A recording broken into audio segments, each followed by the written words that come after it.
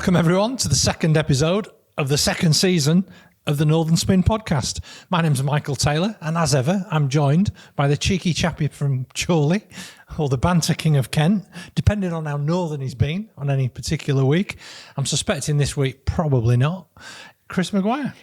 Morning, Michael. If anyone comes up to me and says, "Hey, it's you, the banter king of Kent," I will instruct my solicitors to take action against you. So, Chris, has anybody come up to you and said, "Hey, you're Chris Maguire from the Northern Spin podcast"? Okay. Actually, quite a few people have. Yeah, they've heard my voice, and it just opens doors. But no, I genuinely have. A guy came up to me on Oxford Road Station and said, "I love the podcast," and I'd never met him before. No, that's good. A guy called Jordan. No, thank you. Shout to you, Jordan. Not the Michael Jordan. That would be. No. Listen, it's been another good week, though. Not just of people been coming up to you, but it's been a good week for the Northern Spin podcast.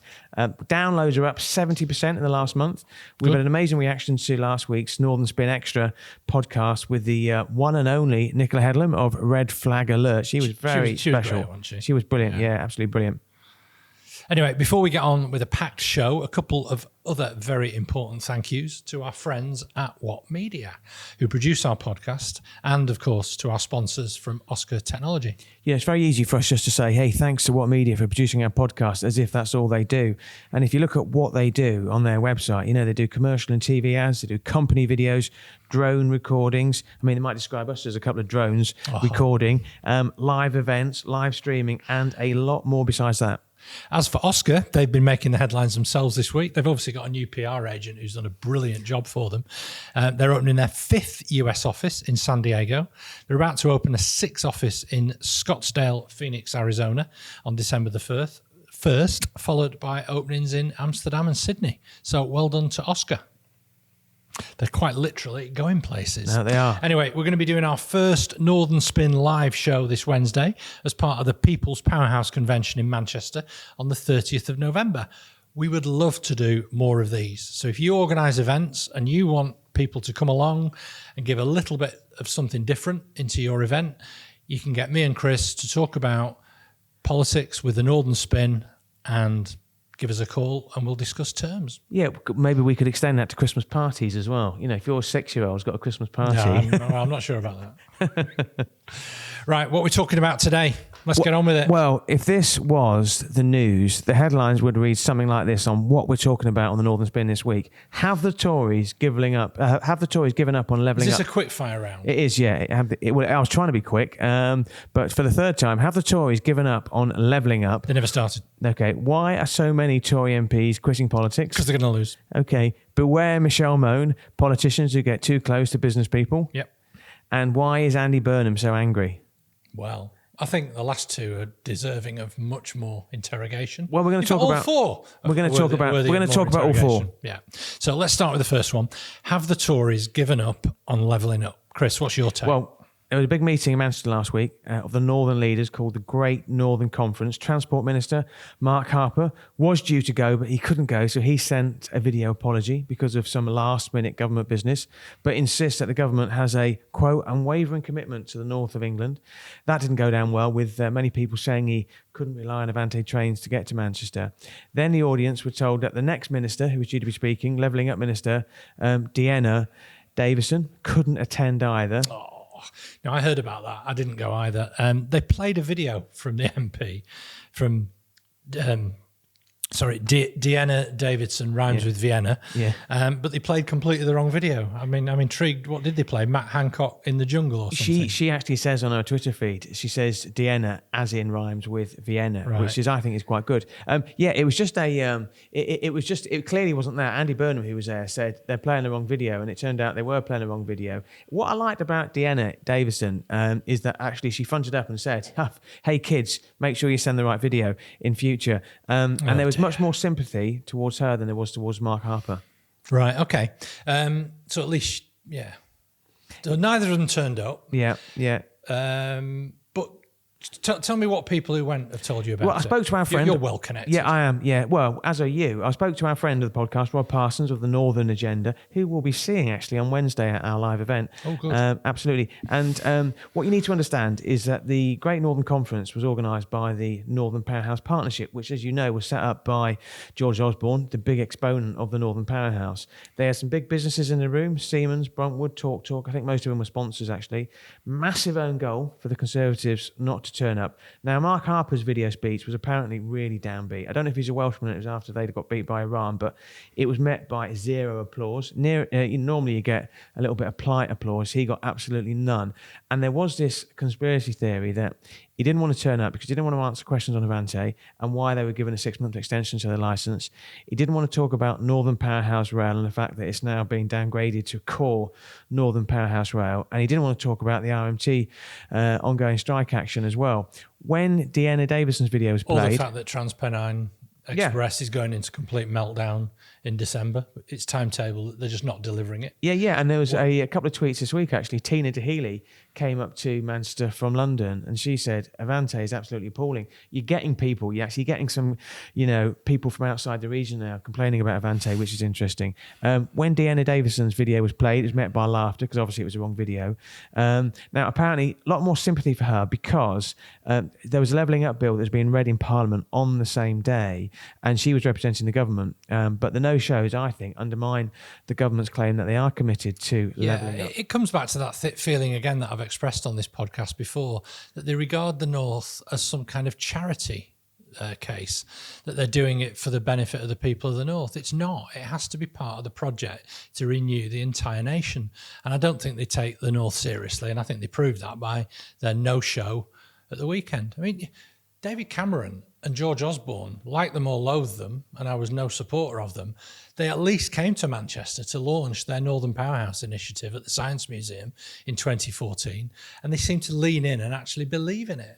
This lot, I've no confidence whatsoever.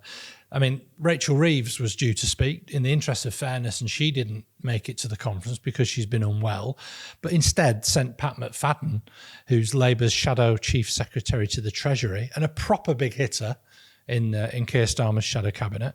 He spoke about what we mentioned last week, which is linking a reforming agenda for the whole of the country to what a programme of a future Labour government might look like. And seeing performances like his really does seem to suggest that Labour have got the bit between the teeth on this issue, and they want to constitutionally just give a complete overhaul to what's to the way the country's run, in tune with Gordon Brown's review. I just want to throw something out there, though, is that because occasionally you do allude to my background in the Daily Mail many years ago, but I heard Lisa Nandy on Laura Koensberg on Sunday, and I thought she really struggled because she was asked questions about what would be a fair pay rise for the public sector workers. Yeah, she was asked the same on Andrew Neil's programme on Sunday evening on Channel 4 and basically as well. She says, well, we've not been given sight of the accounts, so we can't possibly comment on that. You are going to find that it's very easy for people on the sidelines to talk about public sector strikes and this, that and the other, and what's a fair pay rise? A fair question.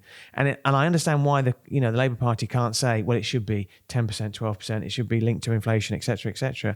But they're the sort of questions they're now being asked because they are the government in waiting. Yeah, they are. I remember George Osborne made a very good observation on it on the Andrew Neil programme on Sunday evening.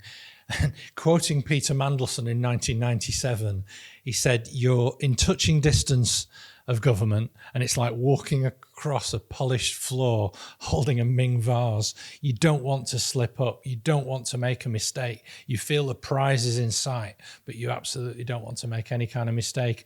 And they're being dead cautious. Lisa Nandy is sticking to a line of, well, we don't know till we get there. I think that Peter Mandelson quote, I think I could be wrong, I think he originally came from Roy Hattersley, or... Really? Yeah, I think so. Yeah. It was one of the Labour politicians from back in the day. Equally, Labour are now being asked for their views on immigration in a big way as well. Yeah, they are. And Starmer's been expressing them as well, hasn't he? But they won't just be able to... they'll have to put some meat on the bone for that as well. But it's been another tough week for Rishi Sunak, who has been in post for a month. So congratulations, Rishi, on your 1 month anniversary. He's coming under a lot of pressure at the moment because of Tory rebellions, even though I don't think there's been any letters of no confidence given to the 1922 committee yet. There have been 2 Tory rebellions about the Levelling Up bill that's going through Parliament, one over housing and the other over proposals for new wind farms in the UK. Now, I do need to explain this because it is a little bit complicated.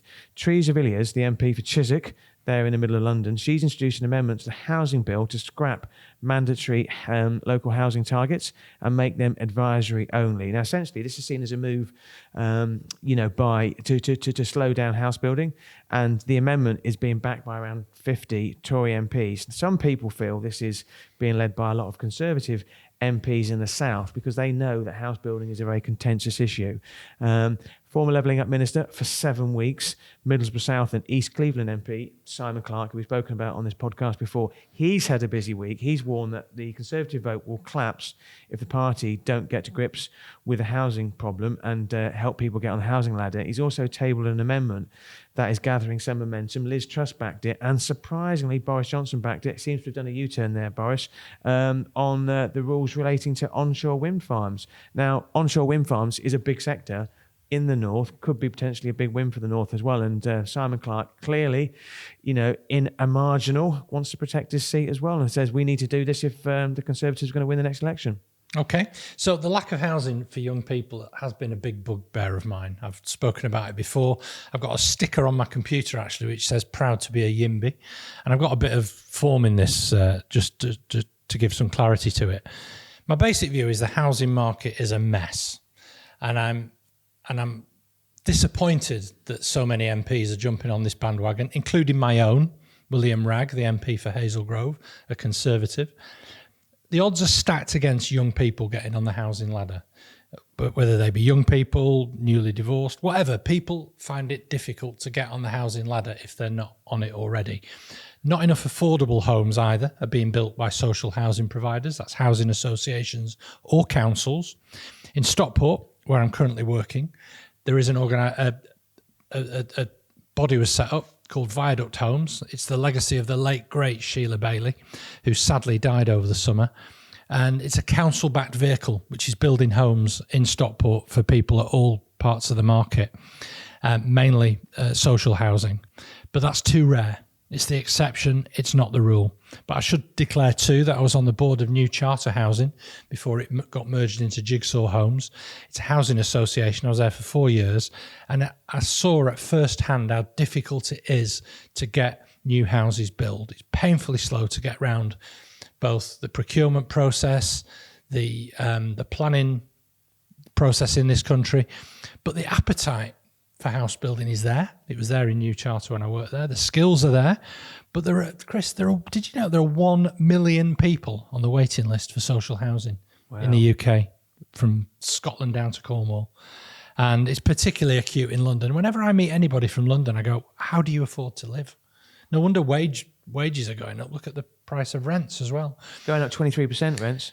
Yeah, and I found this with my eldest son, who rents an apartment in the centre of Manchester, and he's moved into a smaller apartment for tons more money. But also therefore my ire for those who stand against any housing development.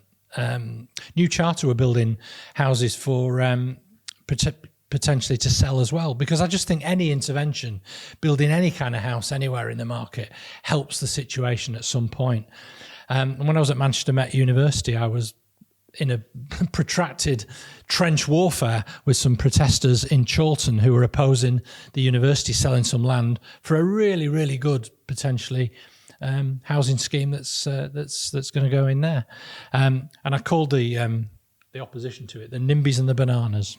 Well, I know what the NIMBYs are. I've got no idea what a banana is. Yeah, well, NIMBY, as you know, stands for not in my backyard, but a banana stands for build absolutely nothing anywhere near anything.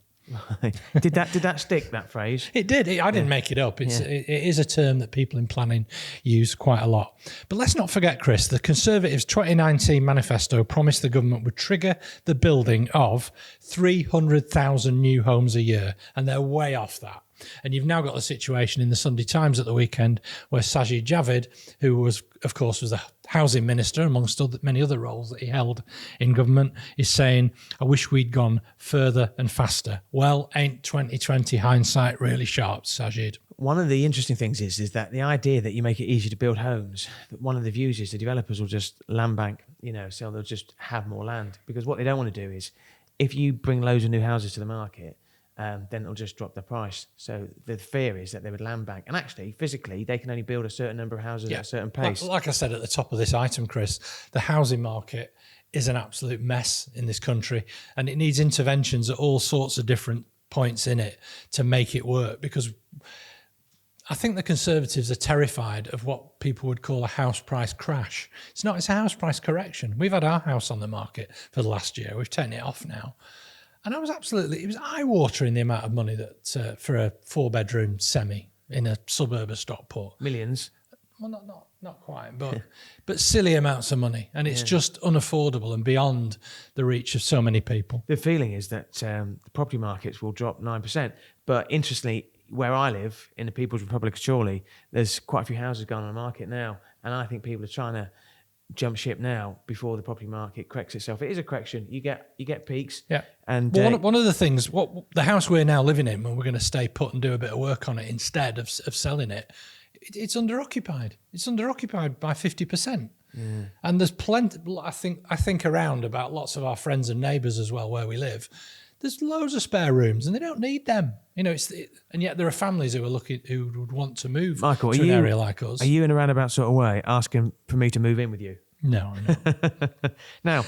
No, I'm not. No. I'm not asking for William Ragg to move in with me, but you're going to talk about him. We're going to talk about William Ragg. I'll tell you why. Because so you heard wee Willie Ragg on the he's on a Westminster podcast, show. didn't you? Yeah. He was on a Westminster show, which I enjoy. It goes out on a Sunday evening. I listen to it coming into Manchester. And why is he Monday, in the news? Because a number of Conservative MPs, a lot of young MPs as well, actually, they've announced that they won't be standing at the next general election. William Ragg, I thought when I listened to his voice was in his 40s. So when I use Wikipedia, he's 34. Yes. So he's announced he's not standing at the next general election. He, of course, beat you in 2015. He did. And you spoke about him very eloquently recently because he spoke about his own challenges with mental health. Chloe Smith, who became an MP 15 years ago, she's only 40. She's overcome cancer. And then we've mentioned her already today, the Levelling Up Minister, Deanna Davison. She's only 29, Bishop Auckland. She's announced that she's not going to stand at the next general election as well. Now, why aren't they going to stand at the next general election? There's a couple of trains of thought. One is that being a politician is a really horrible business. When William Ragg was being interviewed yesterday on the Westminster Show podcast, he said that he was asked a question about the Whip's office and was that the reason why he decided to stand down? And he said, no, not the primary reason. He said, but it's clearly a factor because you feel under a state of permanent agitation, I think was the term that he used. I don't think it's fun being a politician, especially I think being a backbench politician as well. So the question is, why are so many politicians, Conservative politicians, announcing they're not going to stand at the next general election? One view is they've looked at the numbers, they're in the marginal seats, not all of them, and have decided, you know what, we don't want this anymore. Well, they're going to lose. Yeah, they're going to lose. So a lot of it comes down to money as well. The Conservative Party realises that it has to retreat to a defendable position. It's probably written off the chances of winning the next general election, or at least its best possible outcome at the moment, the way the polls are, is that they would have either a hung parliament or, but at least they want a position to defend. So they're throwing everything at so-called blue wall seats in the southeast of England, held by MPs such as Dominic Raab and Jeremy Hunt, or well, senior ministers, in fact. So they're getting campaign money of around £100,000 to defend their seats, while the average in the south of England is 47,000. In the Red Wall North, so they're the sort of seats that they won in 2019. They're seen as a lost cause, and their donations are on average about £10,000, which isn't enough really to get that many leaflets out in the course of a year. Never mind run an active Facebook campaign, which was a real secret to them winning so substantially in 2019 and 2015. There's a by-election in Chester on December the 1st, and there is no activity, not that I can see, from the Conservatives in that seat. They have written that seat off. I think so, yeah. Yeah, absolutely. Yeah. Whereas you look at the way... I don't think they'll be contesting Stretford and Ermston either. No, really. I don't think so. They just don't have the resources, so why do so? It's the same. The Liberal Democrats have maintained a presence in our constituency of Hazel Grove, and in Cheadle, the neighbouring constituency, they are one of their target seats. They're going to want to have about 35 to 40 MPs at the next election. That would be an amazingly good outcome for them, given that they've basically been able to get all their MPs in a people carrier at one point. But if we look at they could move into your house in Stockport, couldn't they, at one point? There is no way any Liberal Democrat is moving into my house. If somebody wanted to move into your house, would you check what political party they were from? Forget it. Come on, move on. You're being silly now. But the first question we asked, incidentally, was, have the Conservatives given up on levelling up? I think if we look at everything we've spoken about in the first 20 minutes of the show, the answer is, yeah, because they're not going to contest a lot of the red wall seats. They're going to focus their attention where they think they're going to win. Yeah. So the answer is no. Well, or to quote Nicola Headlam, who was on our podcast last week on the extra bonus episode, what we are doing is we're conflating policy with politics. And I'm afraid that is the tail that is wagging the Conservative dog. And on that very eloquent description, that's the end of the first part of this episode of Northern Spin. We'll be back after a very short interval.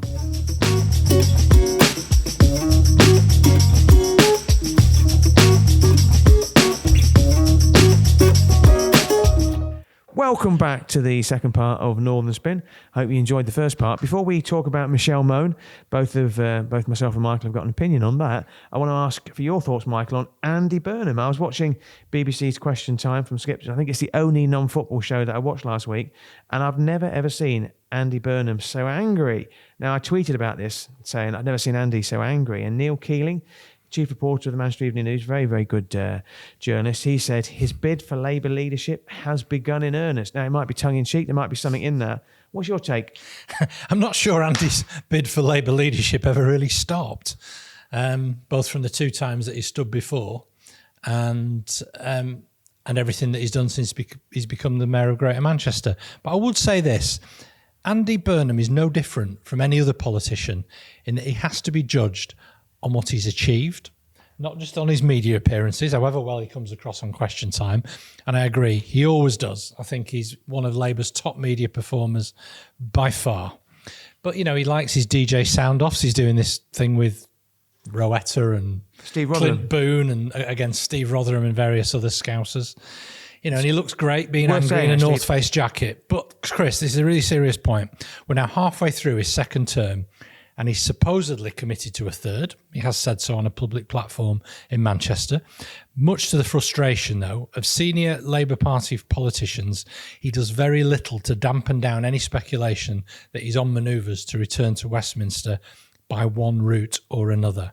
Now, as a resident of Greater Manchester, personally, I'd like to see his energies directed towards the reforms that he's committed to for transport, buses, Metrolink expansion, tackling housing shortages, attracting inward investment into the city region, building the trust that mayors are competent authorities working with their leaders around the cabinet table in Greater Manchester to really drive the agenda for a federal Britain of powerful cities and regions. But he also needs to be careful. The seeds of a backlash to his rule have already been sown, not by internal Labour Party critics, because I think that's a grumbling rather than a rumbling.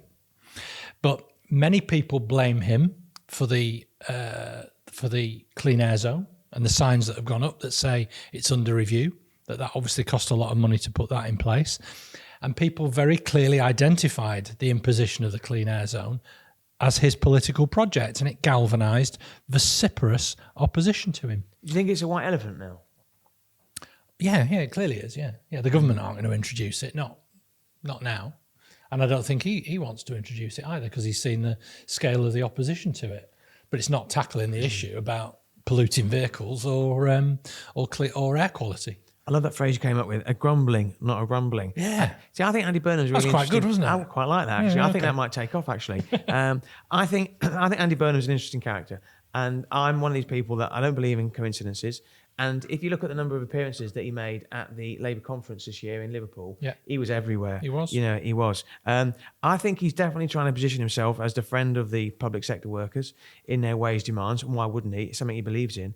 He got quite a favourable reaction, actually, from the Question Time audience in Skipton when they were asked about the rail strikes. I've never seen a politician work a room as well as Andy does. Somebody asked me for my opinion on Andy Burnham, and I said, you put Andy Burnham at Electon, he's pretty good, but you put him in front of people and engaging with people, and he's just as good as I've seen. And people like him. I think the Tories clearly don't want to add to the inflation by paying these inflation-busting pay rises. And Mark Harper said as much at the weekend when he was doing the rounds on the Sunday programmes, while the unions say their members need wages that reflect the cost of living crisis. I think it's going to get really, really messy. And I think it's going to be a real issue moving forward as well. I'm going to make a prediction, Michael. And, I think it's right that I make a prediction. I've made them before. I think Andy Burnham, I cannot see a way that he will not go back into Westminster. I just can't see it. I think he's ambitious. He feels he's got unfinished business at Westminster. Now, whether or not that means that he won't stand for a third term is... So that's in May 2024 is the next Greater Manchester mayoral election.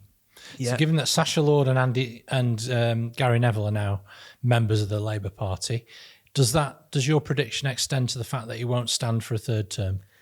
I don't know. Despite the fact he said he intends to. I don't know the timing of it. But if you're Keir Starmer and everyone looks at the Labour Party at the moment and saying that they're the government in waiting, and then you've got somebody like Andy Burnham who is well thought of in the North, that is a key election advantage. He would be a big asset on any cabinet. Plus the fact as well, he's got a lot of experience because obviously, he's been an MP for a long time. So if Keir Starmer said to Andy Burnham, hey, Andy, I don't know if this conversation will go like that, and I can't do a Keir Starmer impression, we'll find you a nice, safe Labour seat somewhere and we'll give you a good position in the cabinet. I can't believe Andy Burnham, his kids are a lot older now as well. I can't believe Andy Burnham would say, no, I'm not going to do that. Now, does that mean he wouldn't stand for a third term? I don't know. I don't think he would end his second term early because he said that. And I think he's quite an honourable man. But I just cannot see a way where he won't end up in Westminster by hook or by crook. Now, whether that means who's going to replace him, I'm not sure. I know Sacha Lord recently joined the Labour Party, didn't he? So... Who knows? Who knows? Anyway, so as well as Andy Burnham, who was on Question Time, one of the big things that Andy Burnham got lots of applause for was speaking about David Conn's big piece in The Guardian about the Conservative peer and Ultimo Bra entrepreneur, Michelle Mone, who has pocketed a serious amount of cash on the back of PPE contracts. So what's going on there, Chris? 29 million, apparently, Wow. which is phenomenal. Yes, it was and listen, hats off to David Conn. I think he is an amazing journalist, and the investigation that The Guardian have done is phenomenal, and she's got serious questions to answer. We attended an event many years ago, which I think you were hosting. She was the speaker. What did you think of Michelle Mone? I can't say that I've formed any hard and fast opinions. She's just another celebrity business person giving those ready-made opinions about how to run a business. And she swore a little bit and she told a few racy jokes. And, obviously she's got great stage appeal and was quite a good communicator. So I can't claim to know her beyond that encounter at all. But I met her husband, Doug Barrowman, a few times. She wasn't married to him at that event, by the way, at that time. Now, he developed a reputation in the corporate finance world in Manchester in the latter part of the 90s and early parts of the next decade as a real racy deal doer and boy about town in Manchester before he moved to the Isle of Man to run these. And I'm choosing my words really carefully here. Because he's wealthy. Tax avoidance schemes, which were designed for contractors to avoid paying tax. And he set up a number of investment trusts as well. Those tax schemes were closed down by George Osborne, incidentally. And he's always played this dance with HMRC. The fact that they hooked up together, they're both Scottish for a start, both from Glasgow. That didn't surprise me. But what did you think of her? What was your impression of Baroness Mone when you saw her on stage that day and read about her subsequently? Were legal, but some people felt that they weren't right. Well, no, they got closed down eventually. I've got this view in life that I generally don't think I should be nasty or say anything nasty about anybody, and I don't. I think Michelle Mone, who was somebody that I didn't really warm to, she famously built up her Ultimo bra business, and I've actually, unless she changed it, I've got her mobile number on my phone, and she sort of comes across as your friend when I was talking to her because she's very personable, but I didn't think there was any depth to it. She when she gave her speech at that event in Manchester that you hosted, there was two things that stood out for me. The first was that she said that she used to be really overweight and she felt awful about herself because she had 3 kids and she had she just didn't have any self-worth. And then she lost all this weight and started wearing sexy underwear, and that was the driving force for Ultimo, and she felt great about herself as well. And I didn't like that message. I understood where she was coming from, but it was like, if you're fat, you feel terrible about yourself, and if you look as great as me. Yeah, but she's been honest though. She's being honest. She's being honest, but that was just a view. Okay. But her first husband, who she had her 3 children with, he had an affair, and that's what broke up the marriage. But she was so open about that; it was horrible, and I didn't like it. I just didn't like it at all. And look, I'm old school. I am old school, and I didn't like the way she spoke about the father of her children. Yeah, I hear what you're saying. Yeah, look, and she did an interview on a very, very good podcast that I listened to, the High Performance Podcast, and a brilliant podcast. And it was all about, and we do this charity work, and we do that charity work, and we give here, and we give there. And then you read this investigation by David Cohn, and she's not answering any questions. She's not answering any questions, and they got involved in the whole Bitcoin thing. Yeah, they did. They got into crypto, didn't they? In crypto, yeah, and they were going to sell apartments, and they were going to accept Bitcoin as well. They're always looking at making money, and they must be worth a fortune. No, I wasn't a big fan of hers, but no.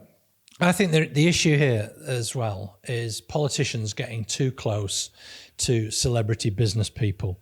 David Cameron, let's not forget, made her a peer. Michael Gove was all over her as well.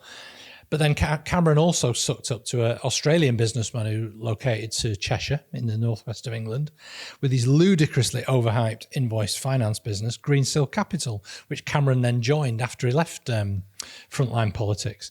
And incidentally, I saw their abandoned offices in Daresbury recently, another outstanding example of Tory hubris for you right there.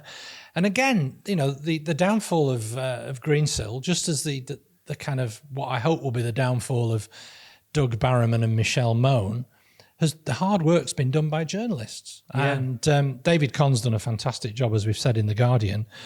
But so too had Duncan Mavin, who exposed what he called in his book the pyramid of lies behind Greensill Capital. An astonishing business. There's some great journalists doing some great work. Yeah, there are. Don't get the credit they deserve. Somebody said to me, when did my love affair with Boris Johnson end? I would say there was never really a love affair. But the thing that really incensed me, there was never a love affair with Boris. You loved him. There was never a love affair with Boris. But when Owen Paterson, the Tory MP, resigned in a lobbying row, he was earning £100,000 on top of his MP salary for working for a couple of firms. And he was badgering the Food Standards Agency with loads and loads of questions on behalf of his paymasters.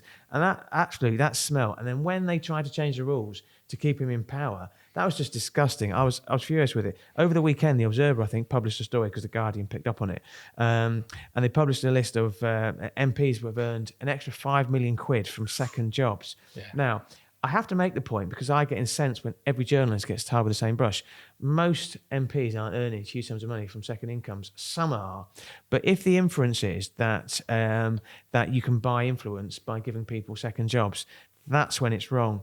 And I think that's the problem. That is the subtle difference. If you're a GP, a doctor, and you happen to be an MP as well, and you need to keep up your hours or your profession to maintain your professional qualification, or volunteer, or do things outside of Parliament if you feel you've got the capacity. But being an MP is a demanding job. Yeah. Part of me thinks they're not paid enough. We look at Geoffrey Cox. But it's a lot of money, isn't it? Look at the amount of money Geoffrey Cox is picking up. He's a barrister, isn't he? He is, yeah. And it's just, like I say, and I think this Michelle Mone, this story is not going to go away. No, it's not. No, and she built her business not on advertising it and marketing it, but on PR and reputation and charming the socks off journalists like you at business conferences. Yeah. So there we go. Michelle Mone, Andy Burnham. We've covered a lot in that part. And also a big tip to all the journalists out there. We're going to have a short interval and then we'll come back for the fun part and we'll get the update on your cultural journey. It's all fun, Michael, but this is the funnier fun part.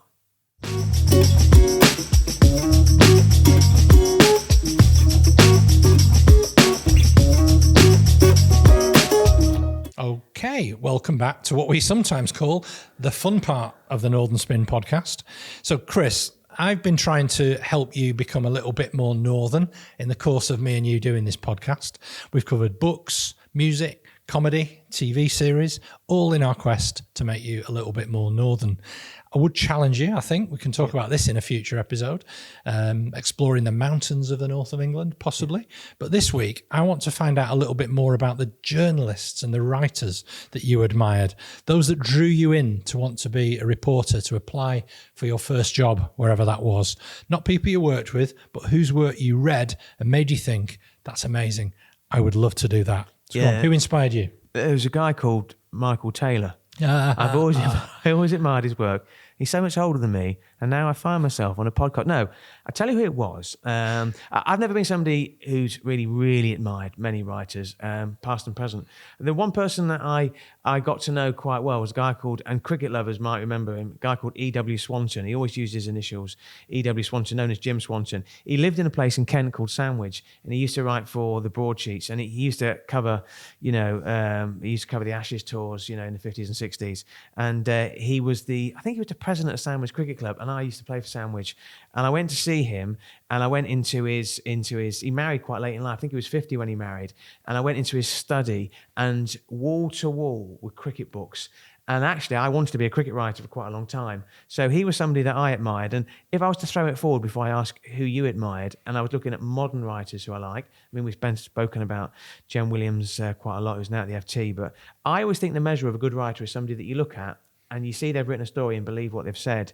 And for that reason, the Sunday Times journalist David Walsh, who did that amazing expose on Lance Armstrong, and the Tour de France, he was the one that I would put above anybody else.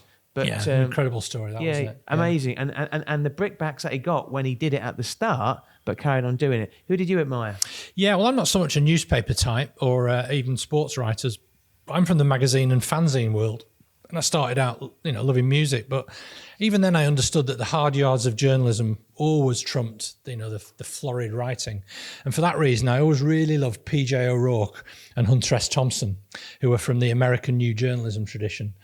But I also well remember the verve of writers who wrote for the NME in the 80s, which was, I guess, where I really sort of felt I wanted to be like them, and I wanted to be able to write about music and culture and fashion and all those sorts of things. That was what turned me on.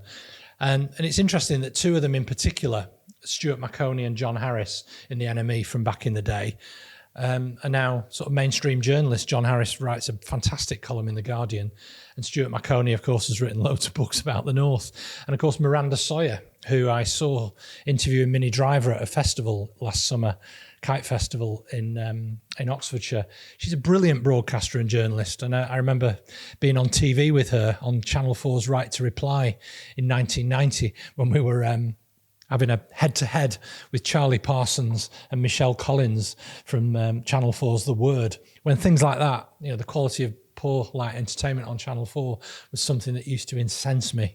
Now, of course, I simply can't be bothered. Yeah. But I remember discussing all of this with Polly Toynbee, who's a Guardian journalist. Polly can be as polemical as anyone, but she said it's always about doing the work, doing the research, making the phone calls, listening to the experts. Like you, I'm a great admirer of Jen Williams. She does that. She speaks to everybody all the time. She just listens to people's truth. She's not after a quote. She's not chasing a cheap line. She just listens to people and tries to understand how things work. And again, Polly Toynbee said that to me. I admire that Jen does it. Basically, Chris, I never stop admiring great storytelling. And what's brilliant about the way technology is changing journalism, although it's a lot's changed journalism for the worst, particularly the local newspaper industry, I love the way podcasts have evolved as a medium that we're exploring. And I heard a brilliant one last week by an organisation called Tortoise Media, who've done a fantastic podcast on Liverpool and the Unite Union. And it's a real reminder of how to hold the powerful to account and tell good stories in a compelling way. Absolutely. No, absolutely. It's all about content, all about insight, which is what we try and provide on the Northern Spin podcast. Couple of things I want to mention, actually. But I do need to mention your T-shirt, actually. And I know, because if we are available on YouTube as well, but I know our podcast audience won't be able to see this. You are wearing a fairly dashing T-shirt, which says something along the lines of something about modern football. What's that about? It's against modern football, yeah. Is it yet another Michael Taylor protest? I'm afraid it is, yeah. It is an attempt to have my say about the World Cup in Qatar, which, of course, as I've announced on this podcast, I fully intended to boycott. Well, you said last week, I'm not going to watch any of it. And then you messaged me, and that was half an hour after England's game against Iran kicked off, and you were in a pub watching it. So I'm not one to say to you that your protests, don't carry much conviction. But what happened? Well, it lasted. My protest against the World Cup literally lasted half an hour after we left the studio last week. I was having a meeting with Yoshi Herman from Manchester Mill, and he messaged me and said, can we meet at the Town Hall Tavern instead of wherever we were meant to be meeting? And that's because the England-Iran game was on and he wanted to watch it. And you couldn't not watch it. It was surrounded, the whole pub had screens up watching it. So my boycott basically lasted half an hour. But I'm not engaging with it. I'm not saying I'm on social media, so yeah, what a great result it was last night. Germany equalised against Spain. Yeah, I'm aware that it's happening and around and about, but I'm not going to join in with the circus and pretend that it's all great that it's happening in Qatar. Actually, I think the narrative's starting to change, as I always thought it would do. It'll be normalised. Next thing you'll be saying, commentators will be saying what a great atmosphere it is in the stadium, how the trains run on time, how the hosts have been really nice and civil and all the rest of it. And, migrant workers and, women's rights will be long forgotten in about a week's time. Gary Neville did a very, very spirited defence of the World Cup being in Qatar on ITV this week. I saw a clip of that. So I think it's changed. And I think the Qataris had a PR coup with the England fans turning up dressed as crusaders and turning them away. Yeah. And I think, that sort of cultural relativism, if you like, is showing, hold on a minute, we've got a culture that deserves respect and these people are disrespecting it. It's the thick end of a long wedge. Thing is, who would turn up as a crusader in 40 degrees? I mean, and yeah, their faces are so red as well. But personally, I think anyone who goes to sporting events dressed in fancy dress needs locking up. But I bet you're the kind of person that goes to one-day cricket in fancy dress, aren't you? You know what? I go to cricket, and the idea of being dressed as a pantomime horse doesn't appeal to me at all, because I'd probably be the back end. I do want to give a couple of quick shout-outs. You didn't deny it, though. I bet you've gone. Never done it. Never done it. Okay. Never done it. Fair play. I misjudged you. No. But what I do, I like the way they create these these drinking cup chains as well. You like that? Well, I like watching the way the stewards try and break it up. A couple of shout outs actually. I know you want to give a raging review to Matt Hancock for finishing third. Did he? He did, yeah. He did. I've not been watching that either. I think I didn't watch it, but my wife did. He's definitely, people have warmed him a little bit. No, they have. You can say whatever you want. No, I'm disappointed that people have warmed to him, that he's manipulated the process of being involved in a reality TV show. Yeah. But also that people are completely losing their minds over it, that they think that this somehow matters. Not everyone's warmed to it. Still a lot of vitriol on social media. That's what I mean. I think the vitriol. Delighted to see Jill Scott win it. Jill Scott is the queen of the jungle. Now, obviously, I'm a massive fan of women's football, and she's a Lionesses, and she won it. Congratulations to her. Do need to give a quick shout out to Newcastle United. Women yesterday played at St James's Park, home of the Newcastle United, against Barnsley in the Vitality FA Cup second round, and they got 28,500 people watching. Now, they play in Tier 4. That's more than Newcastle used to get in the 80s. Absolutely, yeah, absolutely. But that just goes to the strength of feeling in the North East for football and women's football. Amazing. So what did they say? Did they say away the lasses now? No. As you go down the tunnel onto the pitch, it says away. It says away the lads. Yeah, and they changed it to away the lasses, which is only a small touch. Yeah, just for that game. Great. Fantastic effort, and women's football's on the up and up. A couple of things that caught my eye this week. My wife and my eldest daughter went to watch The Lion King at the Palace Theatre in Manchester. Said they loved it. They were talking last week, weren't we, about the whole arts and whether arts should come from London. I mean, this was a London stage show in Manchester. It was amazing. Went to Manchester on Saturday. Strange not to see the Manchester Market in Albert Square. Sort of feel that, I don't know, it feels like... Do you like the Christmas markets usually? If I'm being honest, no, because it's just it's just an elbow fest, isn't it? But I also understand why people come into Manchester and enjoy that and spending £10 on a glass of mulled wine. It's a bit of a townies thing, isn't it? People in Manchester... I went to the Christmas markets in Hull one year, And that was basically a garden shed with someone serving warm wine. Yeah. Do they have British markets in Germany where the people flogging cigarette lighters or hooky gear? Maybe Cheetah Mill Let's do a northern spin. transplants Let's do itself a too. northern spin in Berlin. Let's go on tour. I think they probably just have German markets in Germany, don't they? Probably. Yeah. Okay. So that's all for the first episode. For the second episode of season 2 of Northern Spin, quick reminder, we're doing a Northern Spin live show this week at the People's Powerhouse event in Manchester at the Friends Meeting House. We're now on Apple Podcasts, so please give us a 5-star review. Tell your friends, tell your family, and give us a positive review as well. We've got some great reviews on Spotify as well. Marks out of 5. 4.7 is our average. I know. Yeah. You gave us 4. Somebody gave us 4. Yeah. Anyway, thank you to What Media for recording this podcast and for doing such a great job in making it shine and getting it in all the right places. Thanks to our sponsors, Oscar Technology, and to Elliot Taylor, our star musician, for providing the track New Beginnings. Don't forget to follow us on Twitter at Northern_Spin1. This has been Northern Spin. I'm Michael Taylor. And I'm still Chris Maguire. Ori.